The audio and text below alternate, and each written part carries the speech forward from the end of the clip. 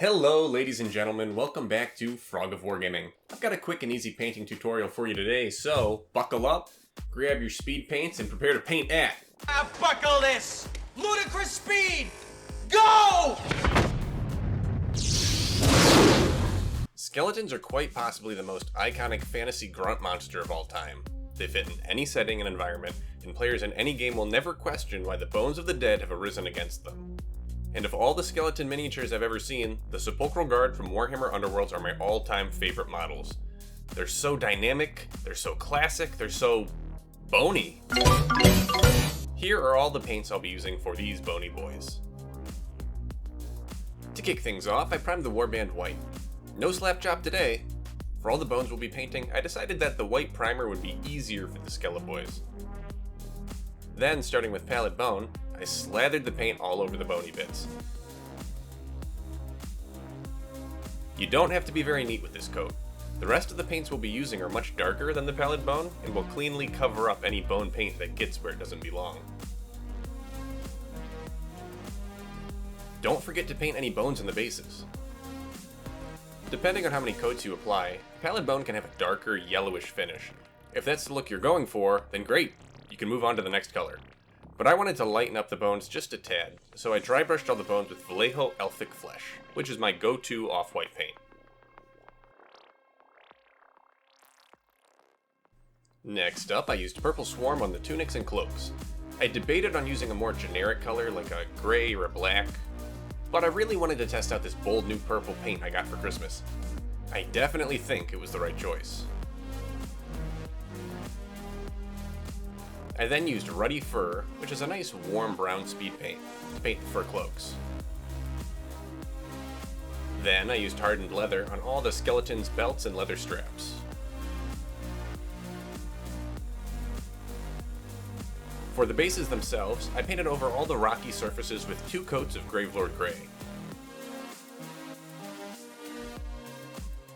The dark stone will contrast the light bones of the Sepulchral Guard and will help the models pop. Then I used dark wood to paint all the weapon halves and wooden shields.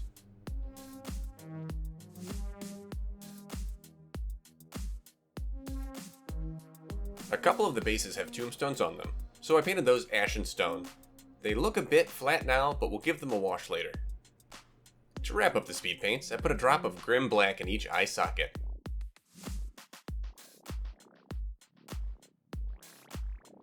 And a teeny tiny bit on each nose hole.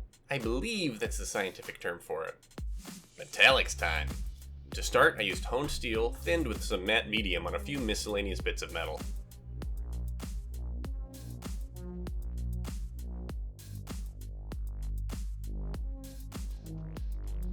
For these dudes, I thought that copper would go really well with their purple cloaks, so I'll be using this Vallejo Air Copper for most of the metallic bits.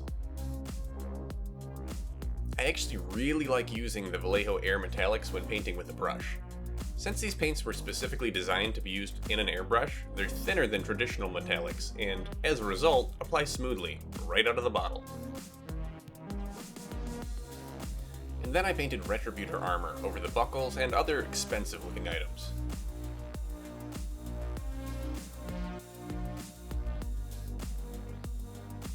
Using Seraphim Sepia, I gave all the metallics and tombstones a quick wash.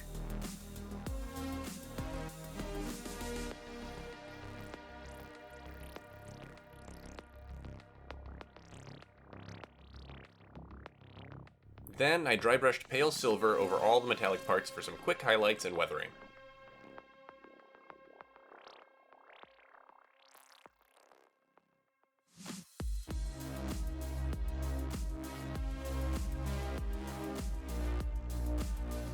Now, a problem I always run into when dry brushing with metallics is that tiny metal flecks end up shooting all over the mini.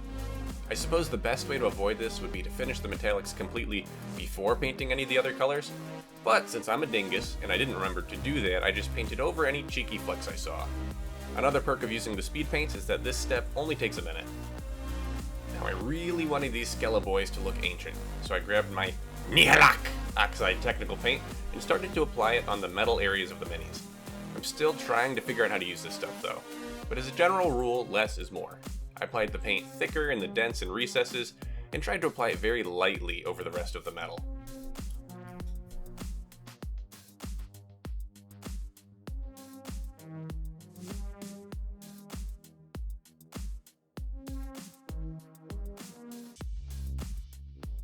As a final step, I gave each mini a once-over to look for any particularly glaring mistakes.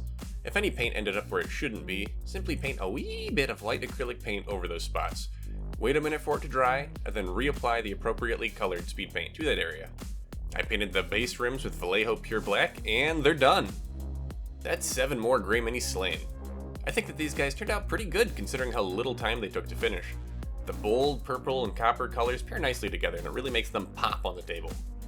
And that's it for this episode. If you liked the video, please like it and subscribe to my YouTube channel. YouTube's algorithms don't really like small content creators, so the absolute best way to support me is to share the video with your friends. If you have any feedback or video suggestions, please comment them down below. I read every single comment, and I'll reply as quick as I can. Lastly, we do have a Discord server where people can hang out and game and hobby together. If you want to join our little hobby community, the link is in the description. That's all for now. I'll see you guys soon.